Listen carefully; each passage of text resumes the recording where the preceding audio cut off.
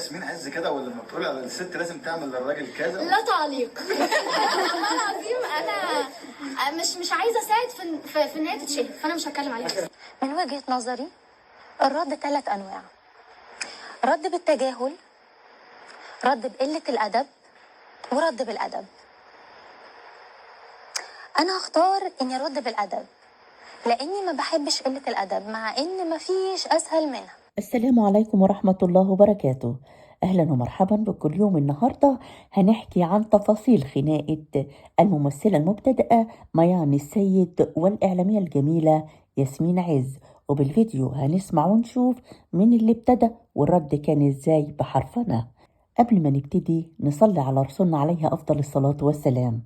ميان السيد سألها الصحفي ايه رأيك في كلام الإعلامية ياسمين عز، وطبعا كلنا عارفين إن الإعلامية ياسمين عز من نصائحها لكل امرأة إنها تعامل جوزها بكل احترام وابتسامة على وشها. ما عجبتش نصائح ميانا السيد، وردد ميانا السيد: لا تعليق. والله العظيم انا مش عايزه اساعد في ان هي تتشهر، فانا مش هتكلم عليها.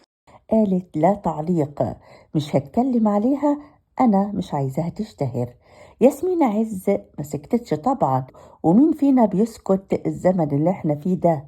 ياسمين عز طلعت ولقنت ميانا السيد درس بكل هدوء، ولكن متهيألي الدرس ده عمرها ما هتنساه ميانا السيد. لسه مبتدئة في حياتك المهنية، وبتمثلي في بداية حياتك، ولسه بيكتبوا اسمك بالقلم الرصاص. حاولي ما تخوضيش معارك مجانية، ما تخلقيش لنفسك أعداء بدون داعي، فور فري، ببلاش. ردت ياسمين عز وقالت بمثل: اللي يدق على بابك هيلاقي الجواب. وقالت كمان الإعلامية ياسمين عز: عندي 3 أنواع من الرد: رد بالتجاهل، أو رد بالأدب، أو رد بقلة الأدب. واختارت ياسمين من وجهة نظرها إن الرد بالأدب. قالت: لما تكوني لسه صغيرة ولسه مبتدئة واسمك مكتوب بالقلم الرصاص، ذنبي إن الصحفي ملقاش عندك تاريخ مهم أو حاجة مهمة يسألك عنها فسألك عني. ده مش ذنبي.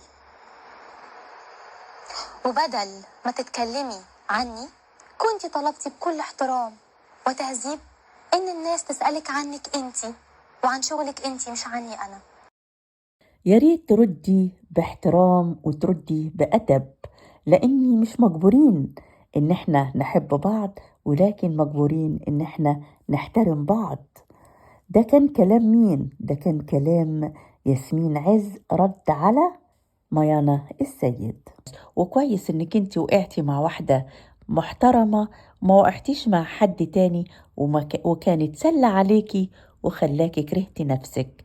ده كان كلام مين؟ ده كان كلام ياسمين عز. بصراحة أنا أحييها على ردها بحرفنة فعلا. كلنا عارفين إن مايا السيد كان نفسها تكون إعلامية. ده قالته في لقاء مع رامي رضوان. قالت إن أنا كان نفسي أكون إعلامية قبل ما أكون ممثلة. وقالت كمان إن هي تعرضت في حياتها لحاجات كتير، منهم تحرش مرتين: مرة في المدرسة وهي صغيرة، ومرة من أحد زملائها في الفن. وقالت إن أنا مش هقدر أقول اسمه إيه، وكمان أنا بحاول أنسى اسمه أصلا، وبحاول أنسى الموقف ده. وقالت الفنانة ميانا إنها تعرضت لكلام كتير على لبسها وانتقادات كتير علشان لبسها كان مكشوف. ولكن بعيدا عن الموضوع ده، أنا بقولك يا ميانا، ليه مش عاجبك كلام ياسمين عز؟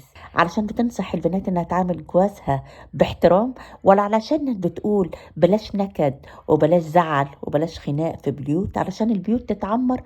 احنا بقينا في عصر رضوى الشربيني وخناقات رضوى الشربيني وتحفيز رضوى الشربيني للبنات بخراب البيوت. يا سلام، فعلا احنا في عصر غريب. ربنا يهدي الجميع إن شاء الله. السلام عليكم.